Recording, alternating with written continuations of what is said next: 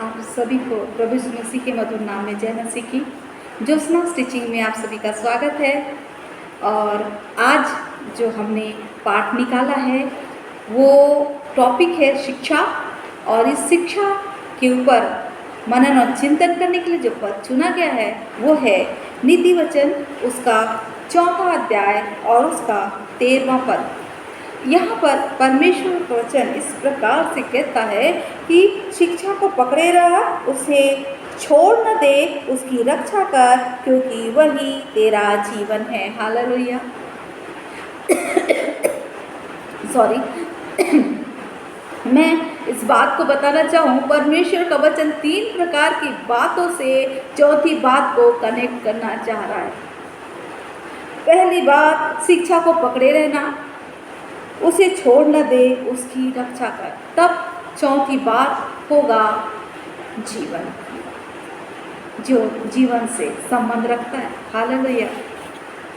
मेरे प्रियो, जब हमारे परिवार में किसी बच्चे का जन्म होता है, कोई बालक बालिका उत्पन्न होती है, उस समय से उसके शिक्षे योग्य होने तक हम उसकी उम्र के अनुसार उसे शिक्षा देते हैं। जब वो बोलने लायक होता है, हम उसे मम्मी पापा की पहचान कराते हुए उसे रिश्तों को समझाते हैं कि मम्मी है, पापा है, बुआ है, चाचा है, फूफी है और दादी है, नानी है, मौसी है, मामा है और अंकल है, आंटी है, पड़ोसन है। ये सारी बातों को हम उसे शिक्षा देते चले जाते हैं और वो बड़े होकर उसको एक परिवार के रूप में लेते हुए चलता है। उससे उसका एक पारिवारिक जीवन बनता है उस शिक्षा के द्वारा। दूसरी शिक्षा हम बच्चे को तब देते हैं जब बच्चा स्कूल जाने योग्य हो जाता है और वहाँ जा कर के वो ABCD और अनार का आ आम का सीखता है। यही बेसिक आगे जाके अब कब तब बन करके उसके जीवन को बना देती है एक नौकरी करने के योग्य। और इस संसार में रहते हुए वो एक परिवार में रहता है और रह करके वो नौकरी भी करता है और इस संसार में अच्छा जीवन जीने पाता है। लेकिन जब हम इस संसार में रहते हैं और सांसारिक शिक्षा को लेते हुए एक अच्छे जीवन को जीते हैं, तो आत्मिक तौर पर भी हमें अच्छा बनने के लिए शिक्षा को लेना जरूरी है। और उस शिक्षा को हमें ले करके छोड़ना नहीं है, भूलना नहीं है, लेकिन उसे अपना जीवन बना लेना है। जैसे हमने नर्सरी की शिक्षा से अपना जीवन यापन बनाने का, करने का एक साधन बना लिया। उस अबोध स्थिति में सिखाए गए रिश्तों को लेकर अपना परिवार बना लिया। उसी प्रकार इस शिक्षा को लेकर के अनंत जीवन में प्रवेश योग्य अपने जीवन को हमें बनाना है। मेरे प्रियो, जब हम मूसा के जीवन को देखते हैं, मूसा का जो जन्म हुआ था, हम सब जानते हैं कि बहुत से विषम परिस्थितियों में उसका जन्म हुआ। उसमें वो पला बढ़ा, दूसरों के घर में पला, अपने घर में नहीं पढ़ा, वो दूसरे के घर में पढ़ा, दूसरे के घर में बढ़ा। और उसकी माँ ने वहाँ जाके उसको शिक्षा दी और उसकी माँ को वो नहीं जानता था कि ये मेरी माँ है, और वो उसे दाई के रूप में ही अपनाता था और वो उसे वो शिक्षा देती थी क्योंकि वो जानती थी कि ये मेरा पुत्र है और उसे अच्छी शिक्षा देती है। परिणाम क्या होता है, वो अपनी दाई की शिक्षा को, अपनी माँ की शिक्षा को नहीं भूलता और जब वो बड़ा होता है अन्याय नहीं देख पाता और एक मिस्री की हत्या करके वहाँ से भाग जाता है। और जब वो भाग जाता है, परमेश्वर उसे नहीं छोड़ता, परमेश्वर वहाँ उसको बनाता है और एक दिन जब वो बन जाता है, परमेश्वर उसे पुकारता है और अपने लोगों को निकालने के लिए लेके चलता है। और मेरे प्रियो, हम देखते हैं कि किस प्रकार मिस्र से इस्राएलियों को मूसा निकाल के ले गया। 40 साल तक इस्राएलियों की गलतियों के कारण वो उसी जंगल में घूमते रहे और मूसा उनकी अगुवाई करता रहा। मूसा पहला व्यक्ति है जो परमेश्वर को देखा, परमेश्वर की पीठ को ही देखा और उसके चेहरे पर इतनी रौनक आ गई कि लोग उसके चेहरे को नहीं देख पाते थे। अंत में उसे अपने चेहरे पे कवर लगाना पड़ा, कवर करना पड़ता था। ये क्यों हुआ? क्योंकि उसने उस बचपन की शिक्षा को नहीं भूला, कि मूसा उस शिक्षा को लेकर के चलता रहा। और आज भी हम मूसा की बहुत सी बातों को सीखते। आज मैं और आप उदाहरण मूसा की देते हैं। इस्राएलियों को जो उसने परमेश्वर की मदद से व्यवस्था दी, वो व्यवस्था, परमेश्वर की व्यवस्था जो मूसा के द्वारा इस्राएलियों को मिली, वो इस्राएली लोग उसका पालन करते थे। ये होता है एक शिक्षा को नहीं भूलने वालों का जीवन। लेकिन हम बाइबल में ही पढ़ते हैं सिमसोन का जीवन।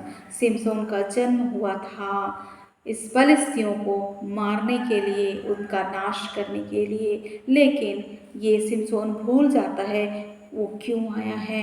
वो अपनी माता की शिक्षा को भूल जाता है और वो फलिस्तियों के साथ में ही खाना पीना चालू कर देता है, उनके साथ में पार्टियां करता है। और हम देखते हैं तिम्ना निवासी एक फलिस्ती स्त्री से वो शादी भी कर लेता है। और वो जो शेर को मारा था, उस शेर का भेद जो कविता के रूप में कहता है, उसका अर्थ कोई बूझ नहीं पाते हैं। उस स्थिति में फलिस्ती उसकी बीवी को दबाते हैं कि बताओ उसका अर्थ क्या है, जाओ तेरा हस्बैंड है, जाओ उससे पूछ। और वो अपने हस्बैंड पर दबाव बनाती है और दबाव में आकर वो उस पहेली का अर्थ उसे बता देता है। और उसकी पत्नी सुनकर अपने लोगों को बताती है और उसके लोग आकर फिर से सिमसोन को बताते हैं और वो समझ जाता है कि उसके साथ में दगा हुआ है। और वो किसी प्रकार शर्त को पूरा करने के लिए दूसरे राज्य पर आक्रमण करता है, वहाँ से लाकर उस शर्त को पूरा भी करता है जो पहले पूछने वाले को शर्त रखा था सिमसोन ने। उसके अनुसार वो को इनाम भी देता है, कपड़े देता है। और दूसरी बार फिर वो भूल जाता है कि पहली ने मुझे किस प्रकार से दगा दिया। दूसरी बार फिर से वो गलत स्त्री के संगत में पड़ जाता है और दूसरी स्त्री भी उसे दगा देती है अपने लाभ के लिए।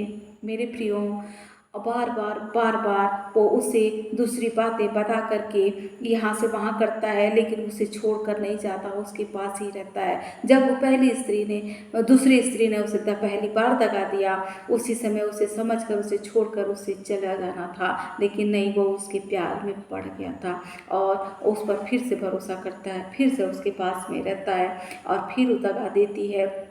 बार बार पूछने पर वो अपने ताकत का राज उसे बता देता है और परिणाम क्या होता है, उसे अपनी आंखें खोनी पड़ती है और उसे अपना जीवन भी खोना पड़ता है, एक दर्दनाक मौत। ये शिक्षा को भूलने का नतीजा, ये शिक्षा को त्याग देने का नतीजा जो सिमसोन के जीवन से हम देखते हैं। मेरे प्रियो, यहूदा इस्करियोती को भी हम देखते हैं, यीशु मसीह के साथ रहता था, पढ़ा लिखा था, यीशु मसीह के साथ दिन रात उसकी संगति थी, उसकी शिक्षाओं को वो जानता था। उसके बाद भी जब उसने गलती किया, उसके बाद गलत तरीके से मौत को गले लगा लिया। क्या वो नहीं जानता था कि हमारा परमेश्वर क्षमा करने वाला परमेश्वर है? उसका वचन कहता है तेरे पाप चाहे लाल अगवानी रंग के भी हो, उन्हें मैं धोकर हिम के समान श्वेत कर दूंगा। वो जानता था कि जो हमारा परमेश्वर है, जो यीशु मसीह है, वो इतना सामर्थी है कि हर एक की गलतियों को माफ़ कर देता है। तो मैं तो उसका चेला हूँ, दिन रात उसके साथ रहता हूँ, क्या वो मुझको माफ़ नहीं करेगा? वो जानता था इस बात को, लेकिन शिक्षा को भूल गया। सारी शिक्षाओं को जान करके भूल जाना जानलेवा है, जो हमें अनंत जीवन में प्रवेश करने से रोक देती है। इसीलिए मेरे प्रियो, आज मैंने इस वचन को चुना है कि जो शिक्षा हमारे बड़े बुजुर्गों ने हमें दिया है, अपने अनुभवों के द्वारा हमें दिया है, वह शिक्षा को हमें भूलना नहीं है, उसके अनुसार हमें चलना है। जो शिक्षा हमें इस वचन ने दिया है, इस वचन की शिक्षा को हमें थामे रहना है। ये हमें कभी दाएं और बाएं मुड़ने नहीं देगा, लेकिन हर एक परिस्थिति में हमें संभाल कर रखेगा, हमारी रक्षा करेगा, हमें हमारे जीवन को अनंत जीवन में जाने देगा, विनाश होने से हमें रोक लेगा। ऐसे शिक्षा को हमें अपने जीवन में बना करके रखना है और अपने जीवन में लागू करना है। इसलिए नीति वचन का लिखने वाला बुद्धिमान राजा हमें ये बताता है, शिक्षा को पकड़े रह, उसे छोड़ न दे, उसकी रक्षा कर, क्योंकि वही तेरा जीवन है। अगर हम ऐसा नहीं करेंगे प्रियो, तो हमारा जीवन नाश हो जाएगा। आइए हम प्रार्थना करें कि परमेश्वर हमारी मदद करे कि हम इन शिक्षाओं को पकड़े रहें, जो हमारे जीवन को अनंत जीवन में ले जाकर मिलाएगा। हालेलुया।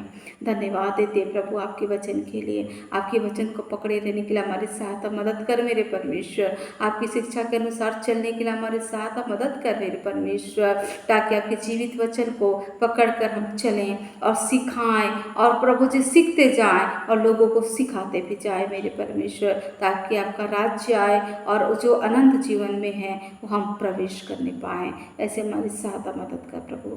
हर एक सुनने वाले को यीशु के नाम से हम आशीषित करते हैं। विनती प्रार्थना प्रभु यीशु ख्रिस्ट नाम से मांग लेते हैं, आमीन।